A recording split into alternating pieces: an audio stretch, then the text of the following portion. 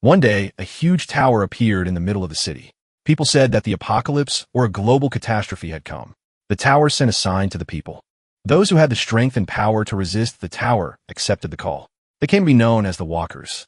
Before the raid on the tower, an interesting object appeared, the Stone of Return. This stone allows you to return to the past, and the memory of the person who used it is preserved. To activate the stone, it must be broken. People want to test this stone, but it suddenly disappeared. One of the Walkers said they had no choice. He wanted to use the stone. Those who had only two options, to die or to climb to the top, decided that there was a third option, to return to the beginning. Many Walkers decided to return to the past. Those who returned to the past could correct any mistakes and change the course of history. The Walker was left alone with the lurking danger. No one had reached the 99th floor since the tower appeared. He decided not to return to the past. He would climb the tower. Chaos and destruction were everywhere. A young man in a store picked up a package of food, but it turned out to be torn. It must be defective. The news reported that the sky was covered with dust and smog due to recent sandstorms. The guy asked the girl next to him if she was a thief and was taking food from damaged packaging. The announcer said it was not recommended to leave the house in the coming days. Breaking news reported a sudden earthquake. It was not strong, so no casualties have been reported at this time. The guy picked up the spilled food from the floor. The news reported that according to reliable sources, the earthquake was gaining strength. Everyone was advised to take the necessary precautions. Chaos broke out again outside the window. People outside tried to hide from the natural disaster. The young man picked up the child and asked if he was okay. Everyone in the building watched what was happening with fear and tension. In England, people looked at the huge tower and the weather anomalies. A similar picture was observed in other countries. Mysterious buildings appeared all over the world. People called these structures towers of nightmares. The system congratulated the player. He had been chosen as the Walker who would save the world. Those who accepted this role were sent to the battlefield and received congratulations from the system. However, people soon realized that this was not a game at all. Many people gathered in an open area, and no one knew what to do next. Everyone watched the tower. Soon the tower would reveal itself. People saw strange creatures and wondered, what are they? Could they be human? The police must be called. The great catastrophe had arrived. Monsters began to emerge from the tower and spread throughout the world. Because of them, a third of the planet's population was destroyed. Those who were inside the tower could only watch what was happening. People saw that the system was choosing Walkers who were supposed to save the world. One of the Walkers suggested climbing the tower since the system said they could save the world. It was worth a try since they were already there. If they managed to clear the tower, this nightmare would end. Strong and courageous people became humanity's last hope. The Walkers launched an attack on the tower to prevent the end of the world. They entered into an unequal battle with the monsters. A passage blocked by rocks appeared in front of the Walkers. They couldn't go any further. One of the players suggested clearing the passage. The force helped. The passage was cleared. Did it really work? One of the Walkers showed the captain a glowing stone. It was a stone of return, which helped to return to the past. The commander said that it was a very serious object.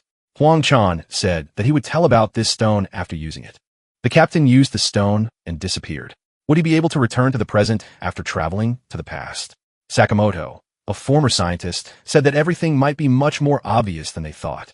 Sakamoto said that Huang and Chan had traveled to the past, but because of the rupture in time and space, he would not be able to return here. Sakamoto explained what happened based on scientific theories, the multiverse theory or the parallel universe theory. Now, there's been a rupture in time-space. This means that the commander who went back in time is no longer the Hang and Chan they know in the present. The Walkers said it was terrible. From the look in their eyes, Sakamoto realized that they didn't understand anything. Hang and Chan had ended up in a different time-space. But his journey into the past would not change the present. Sakamoto said that the tower's artifact had never deceived anyone before. The stone would send them into a temporal rift. Although this was only a theory, it was quite possible that everyone who used the stone would end up in the one world. The effect of this tower's artifacts was beyond human comprehension. Then another tower strike occurred. A huge lightning bolt flashed at its top. Before all of humanity is destroyed, a solution must be found. Should they use the Stone of Return and go back in time, or stay in the tower and perish? Monsters, chaos, and destruction spread everywhere. The Walkers thought it was the end. There was no hope left. There was no choice left either. Everyone had a crystal in their hands. One of the Walkers wondered why so many of his colleagues had fled. Those who did not use the Return Stone remained as a squad responsible for the fate of humanity. At some point, everything went wrong. A monster appeared and tried to attack the Walkers, but they effectively attacked and destroyed it. There were no casualties among the walkers during the confrontation. The wounded needed a little rest to recover. The walkers said they had every chance of reaching the top floor. A dragon suppression sword lay on the floor. This sword was imbued with the energy of the sun and moon. The master forged it to destroy the dragon. The walker picked up the sword and said that they now had a more powerful weapon. As Yin Huan said, they had every chance of reaching the top floor. The player thought that everything was going in their favor. But on the 98th floor was the purgatory chamber. A huge monster lived there. Now everything seemed futile. Everything the walkers had gone through together was meaningless. After all, now they could die for no reason. After a bloody confrontation, one of the walkers was seriously injured. Previously, he had always had a smile on his face, even in this ill-fated tower. The walkers began to call him the Knight of Smiles. However, now the smile had disappeared from his face for the first time. The wounded walker told his friend to leave immediately. The two of them couldn't escape together. He would distract the monster. The wounded walker, leaning heavily on the wall, climbed the stairs. The warrior, bleeding profusely, found himself at the top of the tower. His friend had instilled in him the confidence that it was possible to reach the very top. The walker was glad he had stayed here. The snowy plain appeared before the tired walker's eyes. The snow monster asked the lone walker if he was going to give up. The guy replied that he would never do such a thing. Was the monster tired of chasing him? The walker noted that he had been on the 99th floor for 10 years. On the 98th floor, he had encountered many problems. However, that floor was nothing compared to this one in terms of difficulty. The boss of the 99th floor, the ice dragon, Velhesis, breathed an icy stream. It was the dragon's breath from the Forgotten Lands. It was difficult to withstand even for those with the highest level of cold resistance. If it weren't for the equipment left behind by the departed walkers, the hero would have died long ago. The dragon suppression sword obtained on the 85th floor, the ice demon armor gifted by Yun Huan, and the Flame King bracelet. The young man found himself sitting at a table. The blacksmith asked if one wanted to try again. The young man nodded affirmatively. He believed he could do it this time. The blacksmith of Adipose J said he felt relieved to hear those words. The settlement conquered after defeating the boss of the 50th floor, Alaminus, was called a Tapepos. Even though every day brought dead or wounded walkers, people did not lose hope. Priests established rescue units to help wounded fighters. Blacksmiths forged equipment for those who fought in the name of humanity. Jay Huang said that Jay was now the last blacksmith of Apis. Jay replied that Jay Huang should not remind him of that. This guy was the only one for whom he continued to work. Equipment was no longer coming in from the lower floors, even though there had been enough supplies just a few months ago. Jai thought this was to be expected. The young man thought that there were almost no people left in the village. He didn't even know what year it was. There had already been more than 10 tower tremors. At some point, people stopped going up and the first floor became empty. Jain thought that humanity had been humiliated. Jay asked if the young man had found anything strange when he was studying the tower. The boy remembered that where the Stone of Return was found, the tower was inside the tower, a nightmare within a nightmare. He saw strange inscriptions on the walls. It could have been a message from a human, but he didn't know what it meant. 2 days ago, Grandma Halen disappeared. Time passes differently in the tower. So if someone disappeared, there could be 2 reasons. Either they went back to the past, or they jumped off the tower. Halen from Halen's Potion and Jay from Jay's workshop were among the few remaining walkers. Jang asked Jay to teach him blacksmithing. The snow monster asked if the man had finished playing hide-and-seek. No one had ever reached the 99th floor alone. The monster admitted that this man was amazing. The man said he would be lonely when the monster died. The monster replied that this was impossible. The walker noticed that even the armor the monster was so proud of was already showing cracks. After a short but bloody battle, the walker was wounded. The monster was surprised how the man decided to fight to the end. But even if he survived, he would only gain imperious loneliness and emptiness. The wounded walker said that this monster talked too much. The young man decided to lunge again. However, the monster told him to give up. He couldn't win alone. The walker thought that he had started the raid later than the others, and had therefore missed out on many skills and hidden abilities. Therefore, he gave up all skills and focused on one. The guy intensively practiced hand-to-hand combat techniques on a mannequin. The walker used the lunge. With it, he destroyed more than 50 million monsters. His comrades believed that lunge was his middle name. He felt the skill changing. It was becoming faster, more accurate, and stronger. As a result, he gained such power that he became more effective than any hidden skills. This technique was not considered skill. It did not take away strength, and therefore, the walker never got tired in battle. But despite this, fighting was always difficult. Bleeding profusely, The walker attacked the monster again. The monster was surprised. How dare a human behave this way? The walker said that it was not enough. He had to take off its head. The monster replied that his opponent should not get cocky after one blow. The monster said that if there were 10 more walkers nearby, they could defeat him. The monster added that if people had not been deceived by the stone of the dream demon, everything would have been different. The guy asked what stone he was talking about. 5 years passed. The walker successfully captured the 99th floor. His endurance level reached its limit. The system received many messages. The young man was interested in what the dream demon stone was. He was told that he would understand everything on the top floor. The hero acquired the ice dragon sword. Unexpectedly, a passage opened up in front of the walker. Finally, the last floor was ahead. The young man opened his eyes and images from his memories appeared before him. Is this what the tower looks like now? The voice said that it thought the walker would return to the village first. However, there was no need to be nervous. He had completely forgotten about the walker and had not had time to prepare something important. He needed to wait a little. The walker received congratulations. He was the first to complete the training of the 294th world. The walker was surprised. What training was being referred to? The voice suggested that the walker would soon recover from the shock. Otherwise, his emotions would overwhelm him. The voice added that in any case, it was already too late. The walker should not be upset. He had achieved an excellent result considering the fact that he was human. The young man was left alone with his emotions. The voice said that the man had come to his senses much faster than he thought. He asked who was in front of him. The monster admitted that he had indeed forgotten to introduce himself. He was just too happy about this appearance.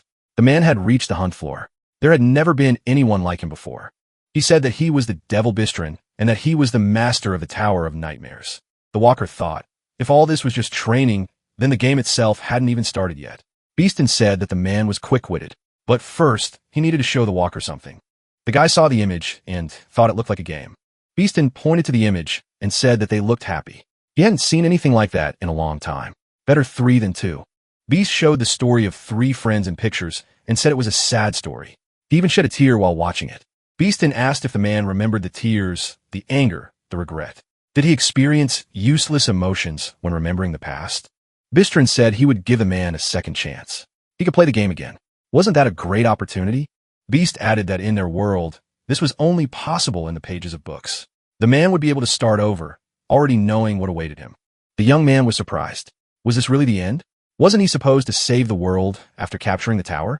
The young man thought that he had been deceived all this time. Humans had no chance of salvation. All they could do was keep trying to capture the towers. Saving humanity was just a false hope. Beeston said that man already knew everything. The walker declared that he would not return to the past. Bistron explained that no object or phenomenon could send him back to the past. The man was surprised. After all, he had seen the stone of return.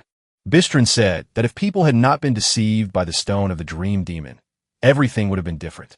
Bistron corrected himself. It is not the stone of return, but the stone of the dream demon. The dream demon stone cannot send a person back to the past. It simply locks them in demonic dreams. He could not even imagine that there were people so preoccupied with correcting the past until they reached the 77th floor. Only humans possess such obsession. Beeston said that now they will start playing for real. This is not a return to the past. It is the beginning of the game from the very start. Bistron added that he believes people will make a wise decision. The young man said that thanks to his interlocutor, he understood everything. He had already been in the dream demon's dream. The man declared that he intended to destroy this devil and move on. Bistron said that there was nothing further. This was the end of the tower. The man replied that he no longer trusted anyone. The devil asked, is it because of fake items and achievements? Has the man really grown so tired of it? Bistron asked what the man wanted. A hidden ability? A skill? He would give him anything he desired. Jae-hwan had already achieved a lot. The walker replied that he didn't need anything. Beeston was surprised. Did the man really not want to return to his normal life? She hadn't realized that he was in the Tower of Nightmares, so he should have guessed that there were no monsters. The walker recalled the past when people discussed everyday problems. The young man wondered what was going on. Beeston said that the man finally understood no one had died. Was he really surprised by this? Friends and family were all alive. This must be amazing news, especially for someone like Jae-hwan. Beeston added that he wanted to show him the most important thing. Jae-hwan saw a hospital ward with many patients in front of him. However, none of them had regained consciousness yet. One of the patients was himself. Bistron asked if the man was surprised by his appearance. Decades had passed in the tower, but in the human world, no more than a month had passed. Bistron added that Johan would never be able to defeat him because he had barely completed his training. There was an insurmountable gap between humans and dragons. The walker said that it was even a relief. It was a dragon, and he had already fought them. The walker entered the room, carrying bottles of potions in his hands. He told Jay that he had returned. Jay Huan was holding a huge hammer. 72 days had passed, and he had fought every day. No matter how hard he tried, he couldn't even leave a scratch. On the other hand, he was alive.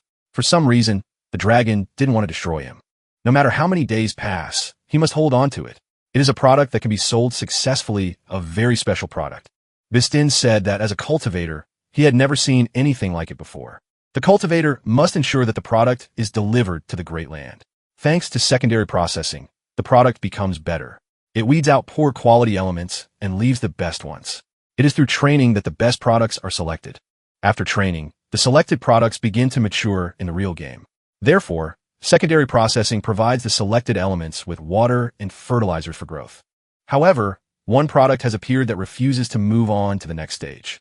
It can simply be destroyed. The soul of the one who died in the tower remains alive.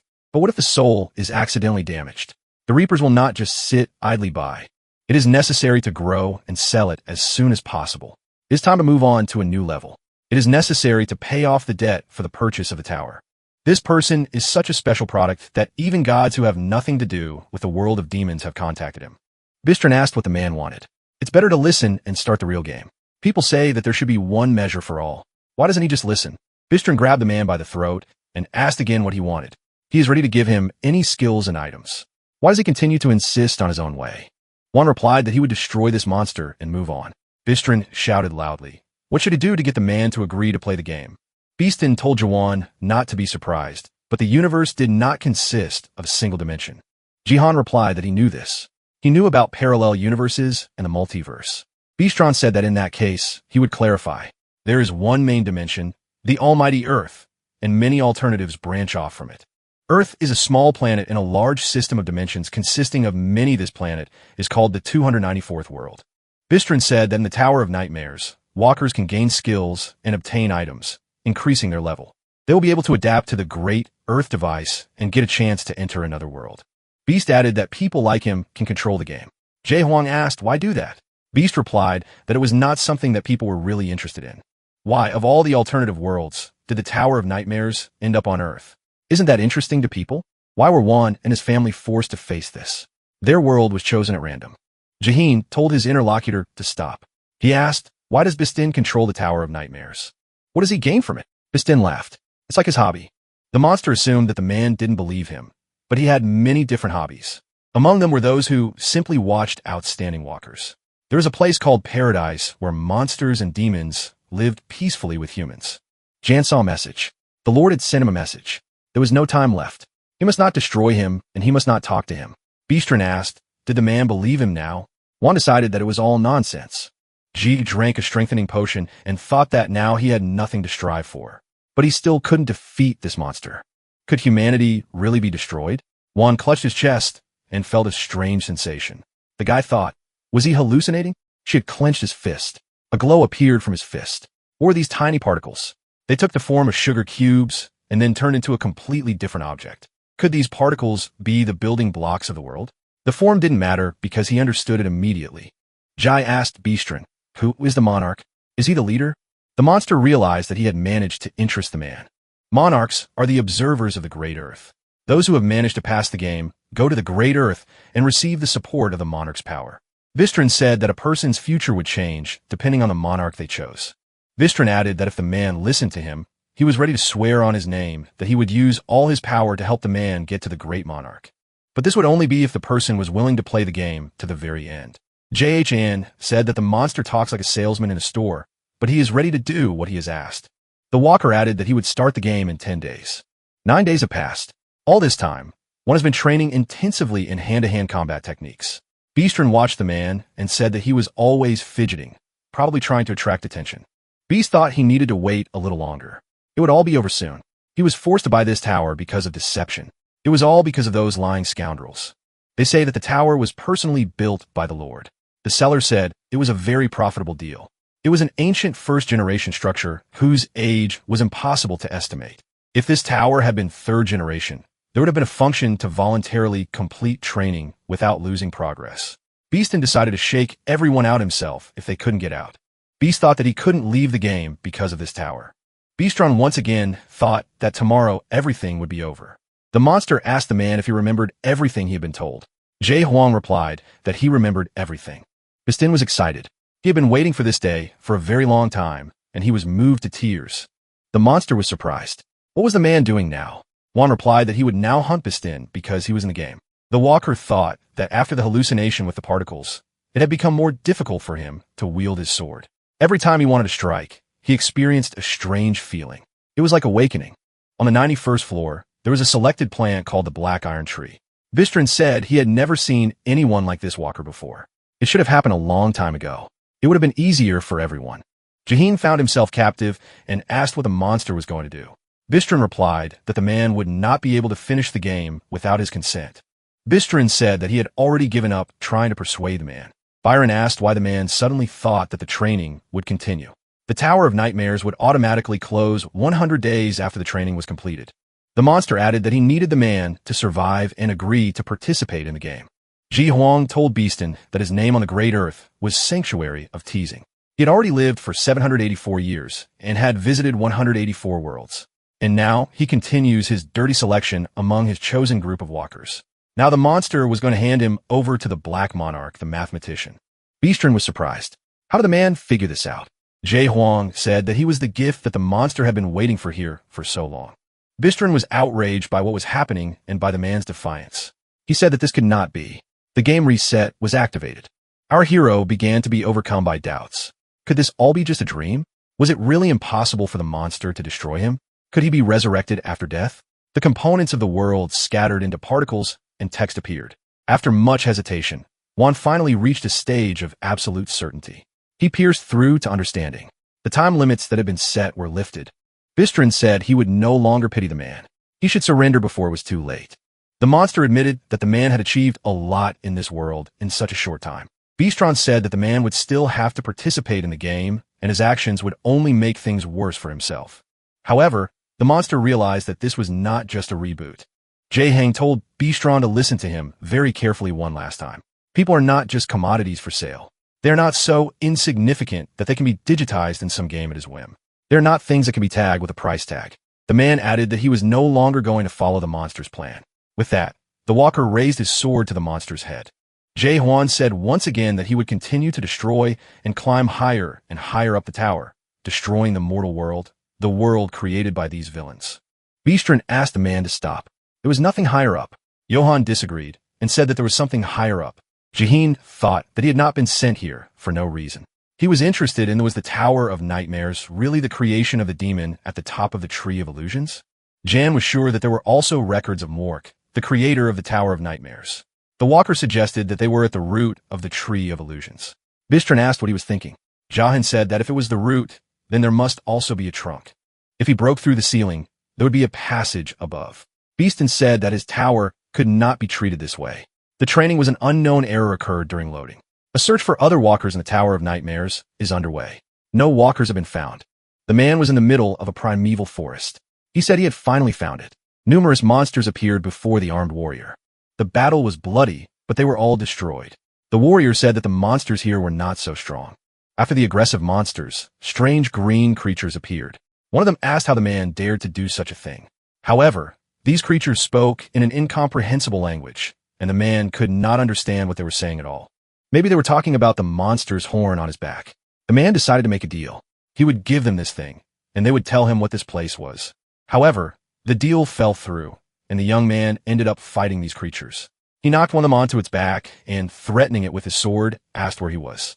He failed to get any information, and the green creature was also destroyed. One thought these creatures seemed weak to him, but it turns out they are not so simple.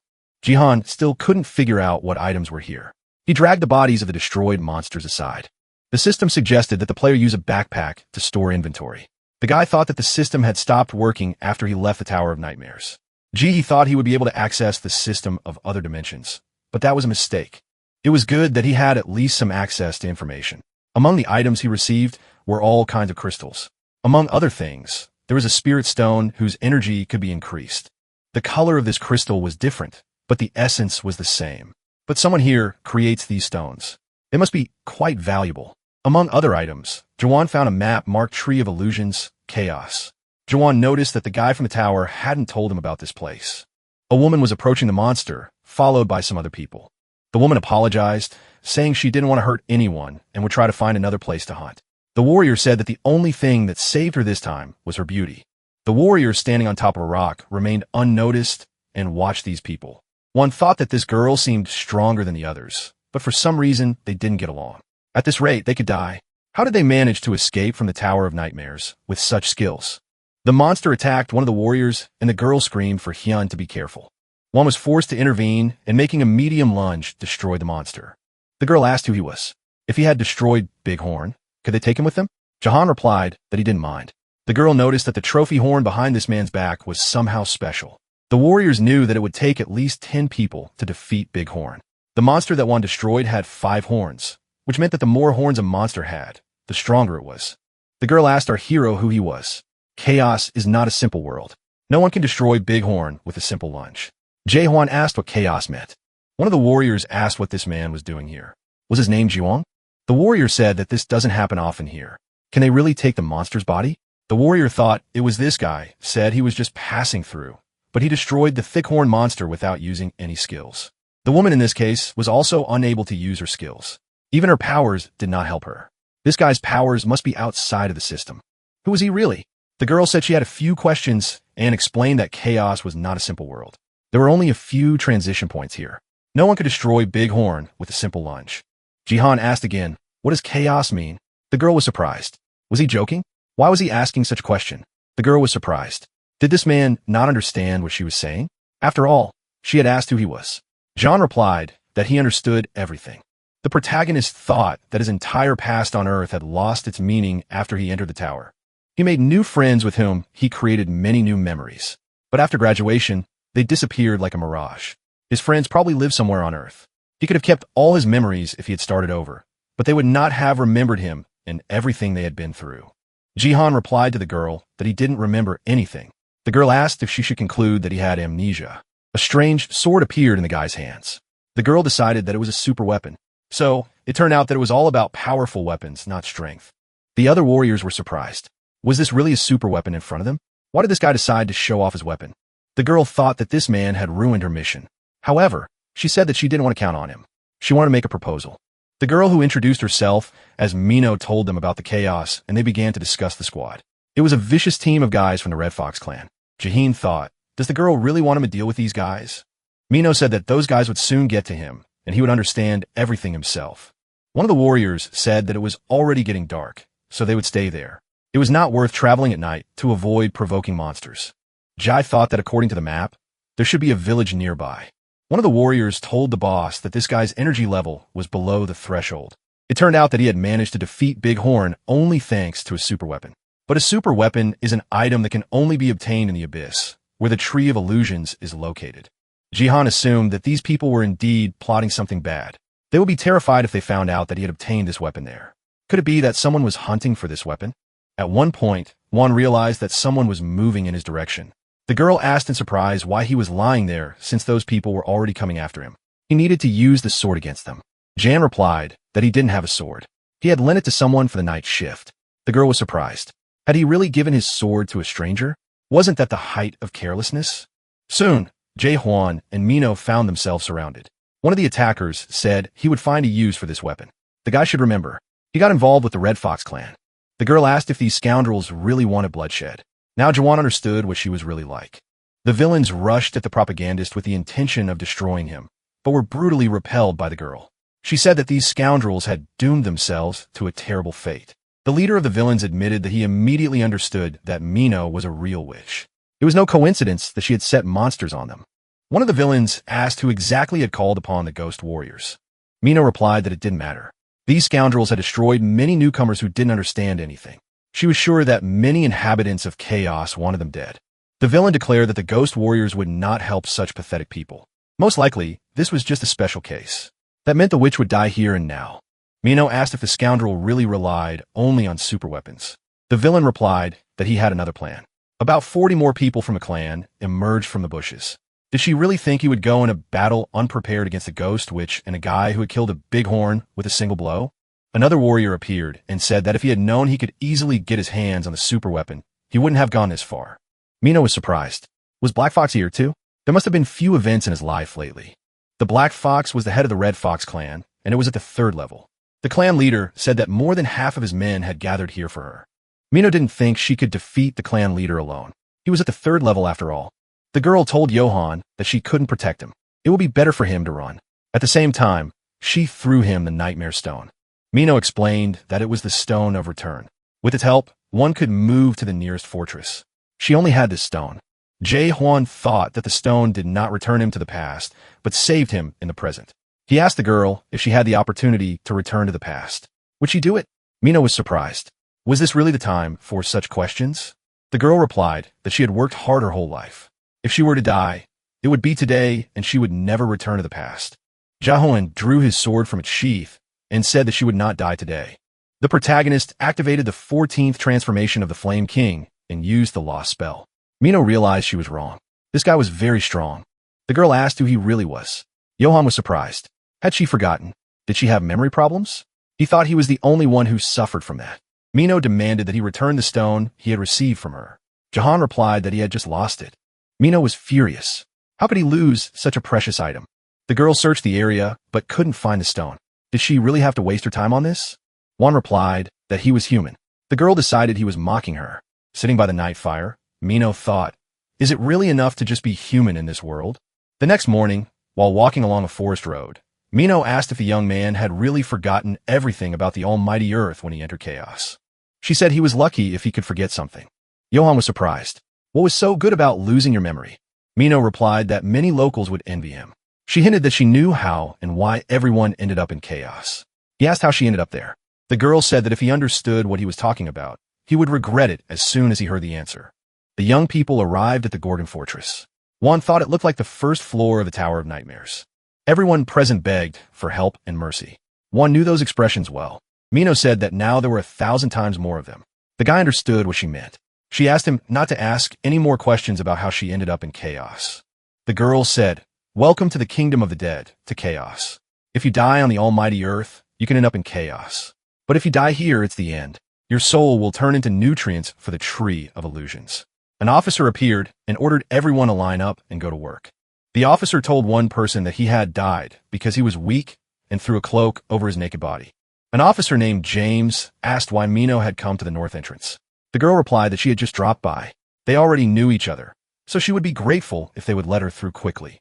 James said that everything had changed. Now, they were ordered to check the identity of everyone who entered the fortress. Mino said she had completely forgotten her ID. As payment, she placed Bighorn's horn in the officer's palm. The officer hid the horn and said he had checked the girl's ID. Turning to Jay, he said he wanted to see his documents. Janu replied that he had nothing. What to do now? Mino looked at the young man and said that he was in a difficult situation. If he said he needed help, she would help him. James said that entering the fortress without identification was strictly prohibited.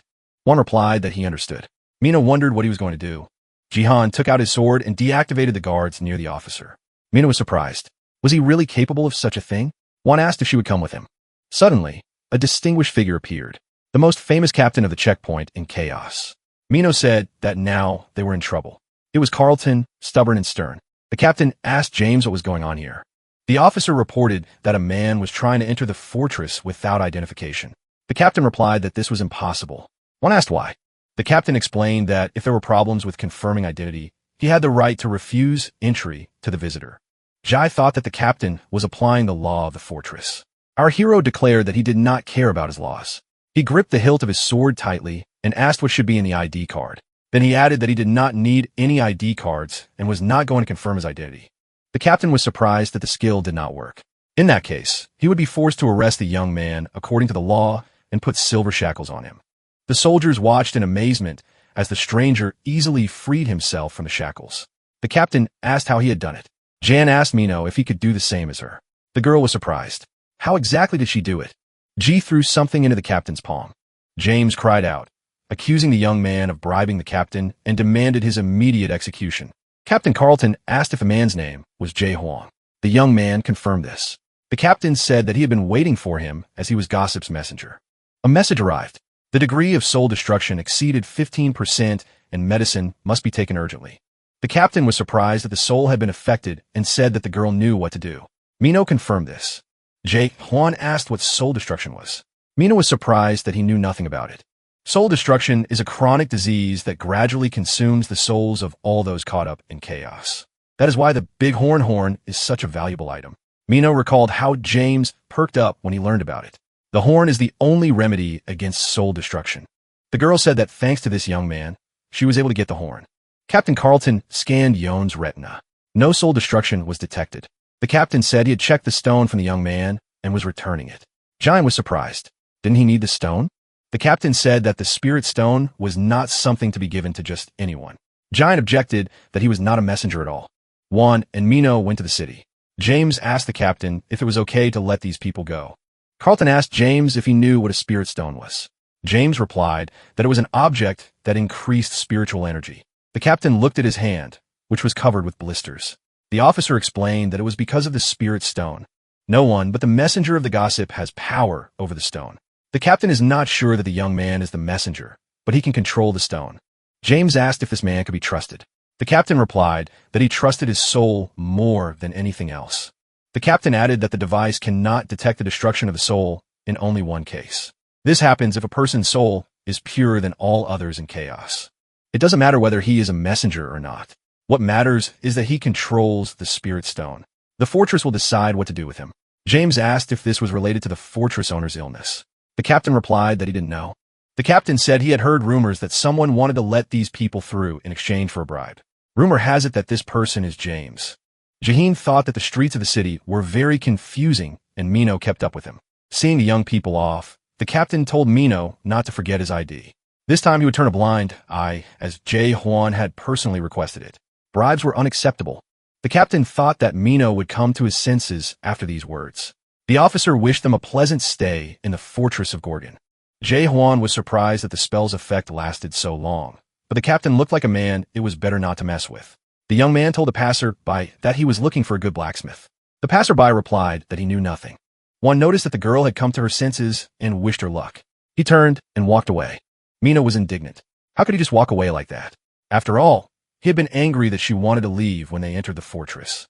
One replied that he had helped him get through, and now she would get in the way. The young man said that they were too different and that she should go her own way.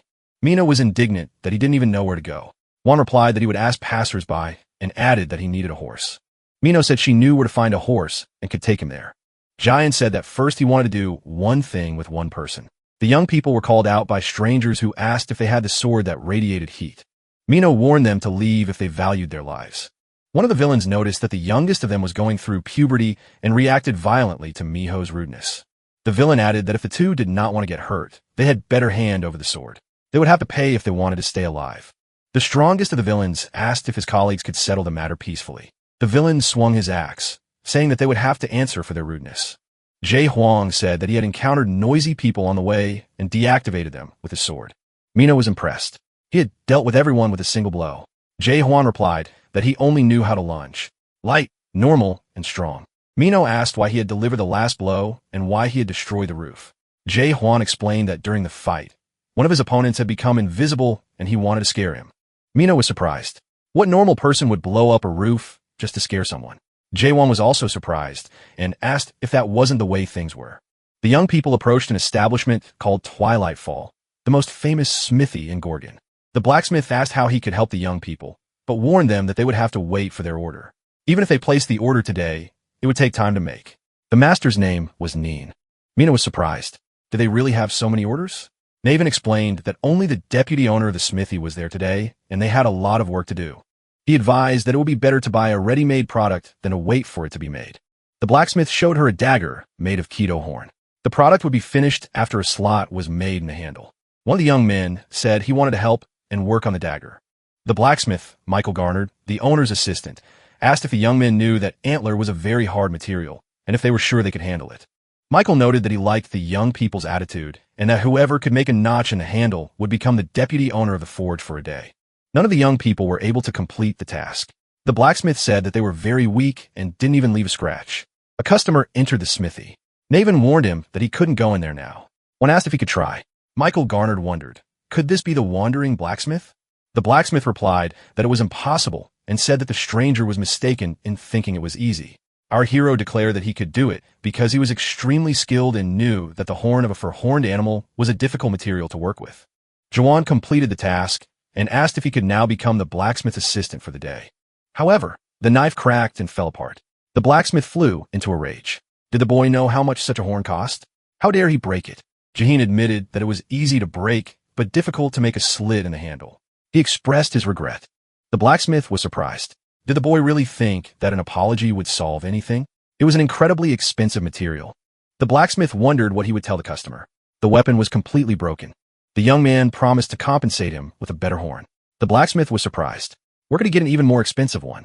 Jihad took what he had mentioned out of his pocket, a 5-horned horn. The blacksmith was very surprised. Jihan asked if this horn was enough, since he didn't have another one at the moment. It really was a horn from a unicorn. The blacksmith said it would do. Our hero said with relief that now he would be able to work a little in the smithy, but he was still a buyer. The blacksmith noted that the smithy was considered the best in the fortress of Gorgon, with the best craftsmen and tools. Since the young man was now the master's assistant, he could use whatever he wanted. Jihan thanked the blacksmith for the opportunity. Michael asked where the boy got the horn. Jan replied that he had obtained it through hard work. The blacksmith was surprised. Was a young man claiming that he had killed the 5-horned beast on his own? The assistant nodded affirmatively. The blacksmith repeated the question in surprise, asking if the boy had really done it alone. Johann said he needed his help.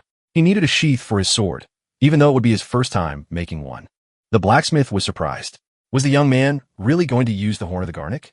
Jay showed the blacksmith his sword. The blacksmith was surprised again. Was it a copy of the Ice Dragon's sword?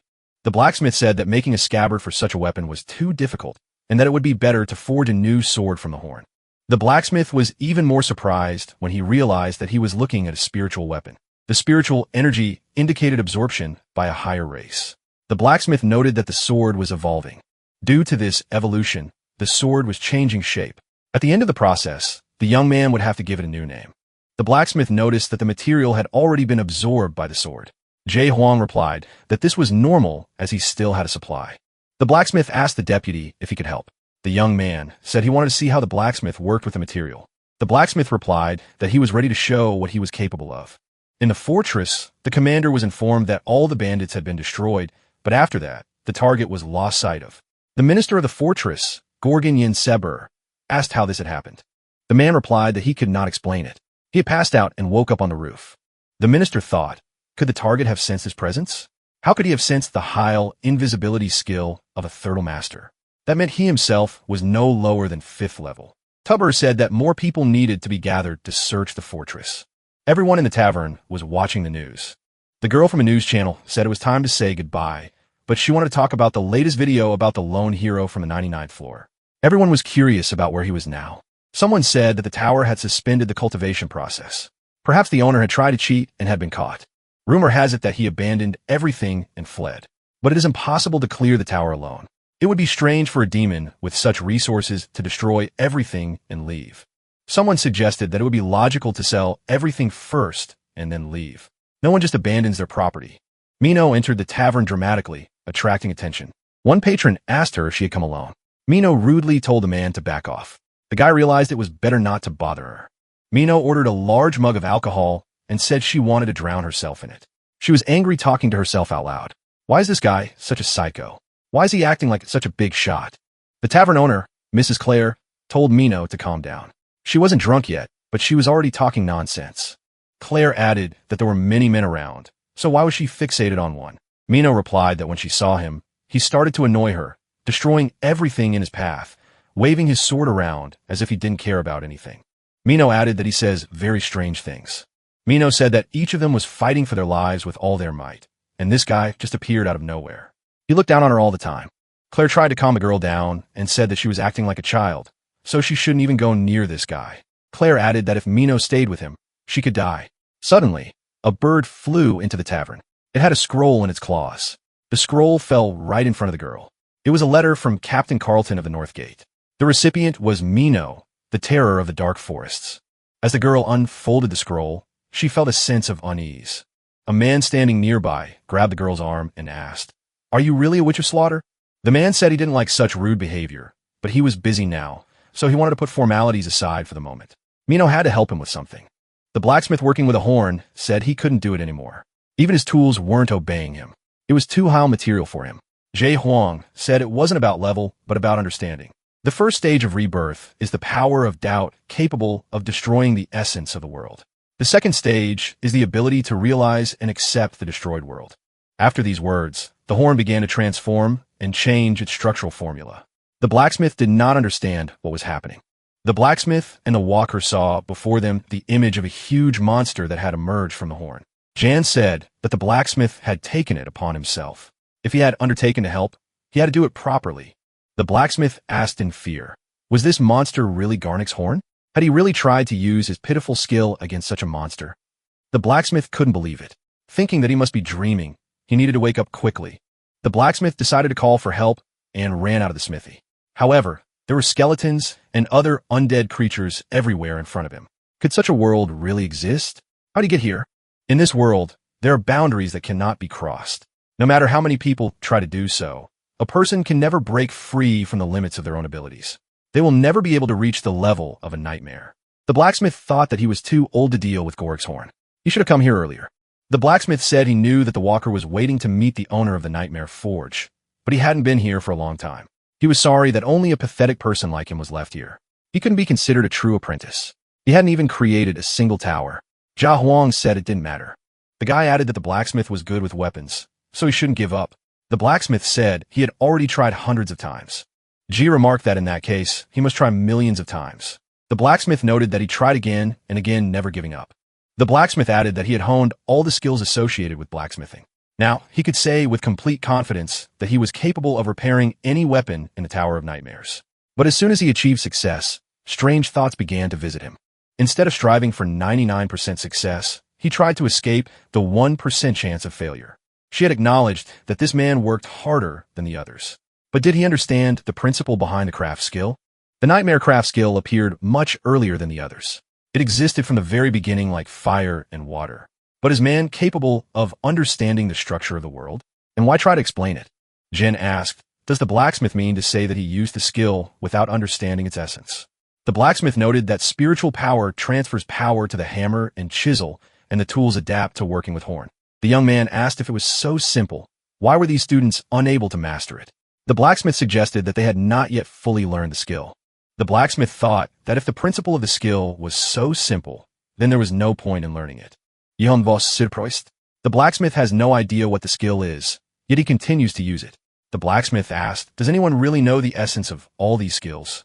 The master asked if the young man knew how the craft skill worked. Jan told the blacksmith to look closely at the horn and say what he saw. The young man noticed that hard work had made the blacksmith's world more stable. There was nothing wrong with that. But did the master really not understand anything? If he couldn't do it, even after so many attempts, then it wasn't him, but the world. The blacksmith was surprised. He had never thought about it that way. The monster had previously said that the blacksmith's approach was good for nightmares, but not for people. But what would be suitable for people? The monster said he should be grateful that he was born human.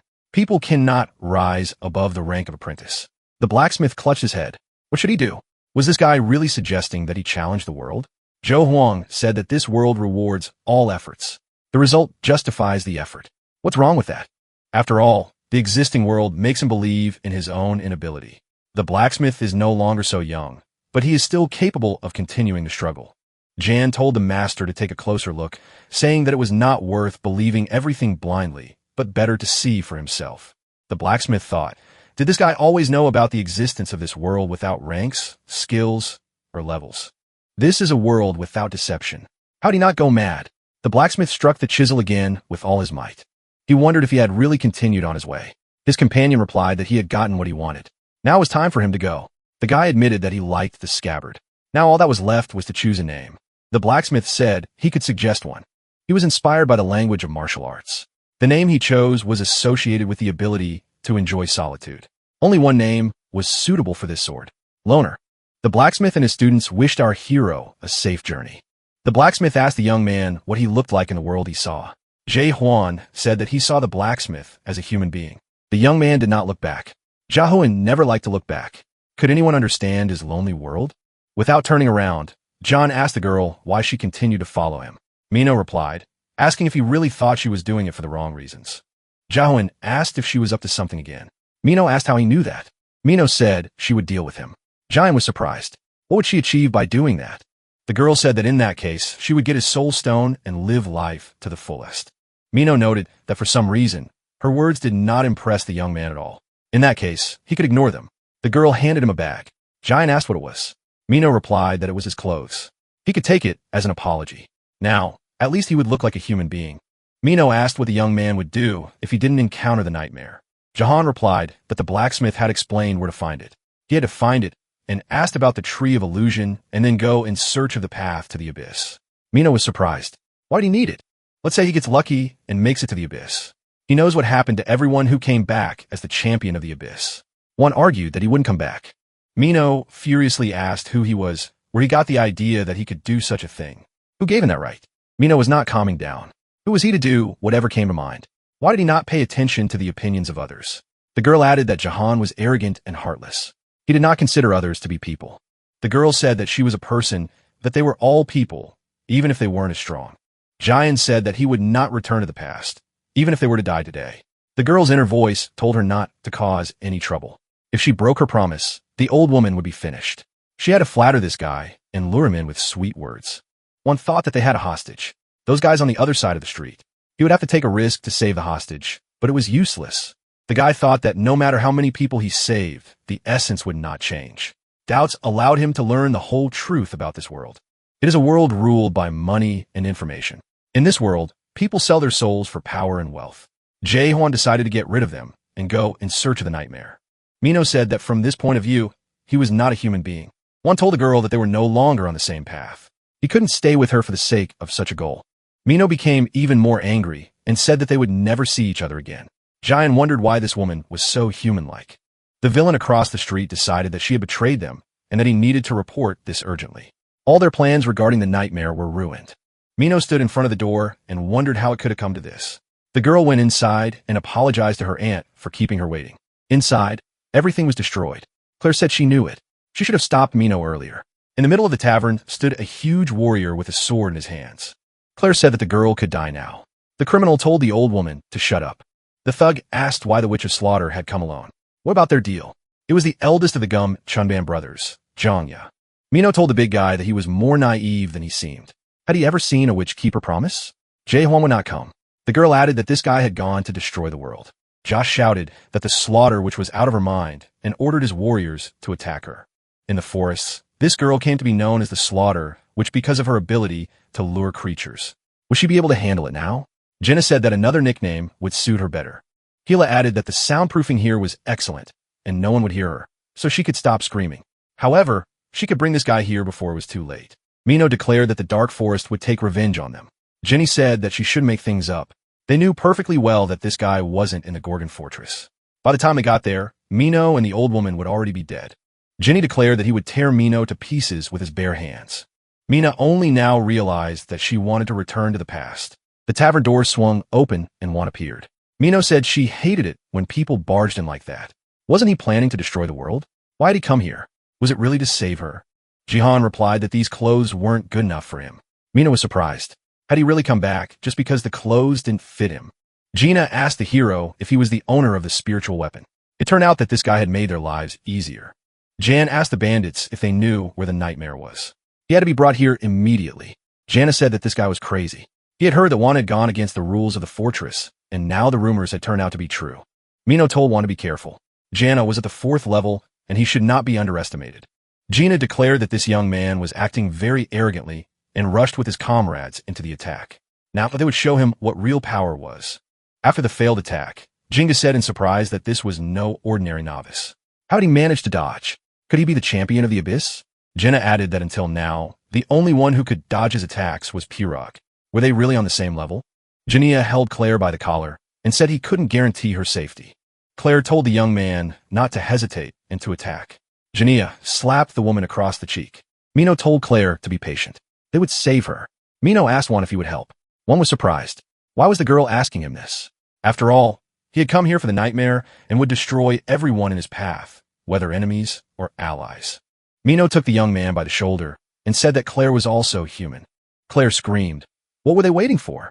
They had to attack immediately. Jahan saw that they were not human. The knights watching from the sidelines saw a powerful beam of light shoot up from the tavern, piercing the roof. What is really going on there? The bandit told his leader, Genie, that they had a problem. This guy had broken through the barrier of silence. The knights burst into the tavern, and their leader asked what was going on. JHN said that the captain had arrived just in time. The guy in front of them was breaking the laws of the fortress. Jay Huan pointed his finger at Gina and added that he had violated the 4th clause of the Gorgon Fortress Criminal Code. He had probably decided to take this place and destroy the world together with the nightmare. Mino asked in surprise, wasn't that his idea? The leader said that for taking hostages and damaging private property, the villain would be arrested without the right to early release. Jania shouted that it was time for them to retreat. Captain Carlton said he would not let them go and used silver shackles against the criminals. He added that resistance was futile. Gina tried to resist, but Captain Carlton dealt with him and captured the villain. Gina said he surrendered. Carlton said it was a wise decision. Gina had crystals in his hand. He noted that Captain Carlton was as pious as he was naive. The crystals turned into smoke and visibility in the room deteriorated sharply. Jinya and his accomplices managed to escape. The villain admitted that he had not expected to have to resort to such measures.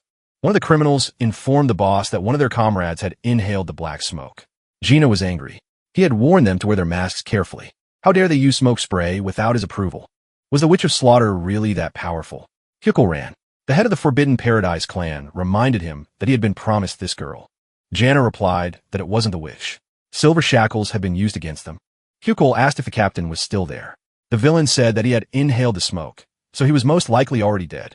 Hyal noticed Mino and Jian leaving the bar and asked, "Who is this guy?" Jana replied that he would like to know that himself. How did his spirit not decay under the influence of the black smoke? He had never seen a messenger without antenna before. Could it really be him? But why'd he come here? Jahan had no intention of resorting to such measures and did not want to rely on objects, but he activated the greatness of Garnet, and the head of a huge monster appeared above him. Hyal was frightened and asked, "What kind of monster is that?" Then he turned around and said that they would figure it out themselves. Seeing the clan chief running away, Jenny Ia cursed at him. Jana knelt before Jawan and couldn't believe what had happened. The young man said that his opponent had a chance to save his life if he confessed where Nightmare was hidden. Gina thought if he surrendered, his life would lose meaning because he would not forgive betrayal. Nevertheless, Gia declared that he didn't care. His fate was sealed and swallowed the crystal, the stone of the soul. It may seem that everyone in chaos is dependent on some kind of drugs, but these are not drugs. Mino noted that drugs are needed to reduce the level of soul destruction. No one wants to die. Suddenly, Jinny Ai turned into a huge monster, terrifying all the villains. Looking around, Jin saw only undead creatures.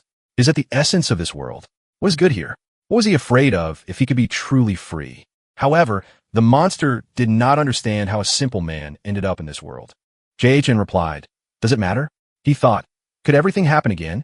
But he had to find someone here who could tell him about the nightmare. Why did it start raining? In the tavern, one of the soldiers told the captain that the fortress needed to be warned urgently. Looking at the girl, Jae Hwan thought that she was indeed human. He caught himself thinking that he couldn't use his skill against her. Why did he have doubts? The young man decided that there was no place for emotions in this world. He had to be unshakable. Claire asked Jay if the girl had a chance of surviving. He replied that if the decomposition process after gas poisoning continued, she had no chance. The fortress leadership reported that a dead body had appeared among those present. Panic broke out, and everyone rushed to flee. They were ordered to leave the fortress immediately. But where to? Soldiers appeared and began to effectively deal with the undead. Claire asked if Mino had mentioned this guy. Had he decided to go against all the rules of chaos? She said she understood people like that well. She knew someone like him. The woman added that people who ended up here adapted not because they were stupid, but because they had no other choice. Claire said that they simply lacked courage. But what was this courage needed for? To go beyond the limits. The woman suggested that this guy was one of those who was always striving for something. Maybe he was right, but she couldn't understand him. She didn't have that courage. Claire admitted that she knew for sure that this young man was dangerous and hoped that he would leave. He must leave this place because he gives people hope, but at the same time drives them to despair. Jihan asked the military how much medicine they had left. The medic replied that most of it had been used in attempts to save Captain Carlton, and there was almost nothing left. Officer James shouted for all the medicine in the fort to be brought immediately. Johan saw the horn in the hands of the military medic. He was trying to grind it into powder. The guy thought, is that really how it's used? Captain Carlton took the prepared mixture, but he did not feel any better. Could it be that even the horn of the three horns was unable to help? Jan asked James if they could bring the captain back to life if he died. James replied that he didn't know. G had tried to revive the captain. James was outraged. How dare this man treat his master this way? Carlton opened his eyes and saw one. He called him by name and asked for one thing, that he be the one to deal with him. The young man was surprised. Don't people usually ask to be saved?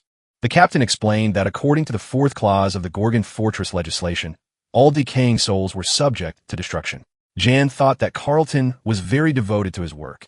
If there were more people like him around, he wouldn't have been stuck in the tower for 40 years. A message came in. The destruction of the soul had reached 94%. The decomposition process would begin soon. The captain of the demonic destruction squad, Jahar, entered the room and ordered everyone to leave.